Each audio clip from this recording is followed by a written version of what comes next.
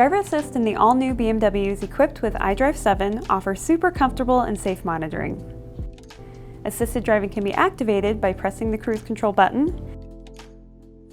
Then you will see a green steering wheel in the instrument cluster indicating the system is active. You can select different assistance functions by pressing the mode button. Yellow LEDs on the steering wheel indicate a warning to take over, then red LEDs plus a warning chime clearly show the urgency to take action. The new driving assistance innovations in current BMWs is paving the way to automated driving. If you have any further questions, feel free to please give us a call or leave a comment below.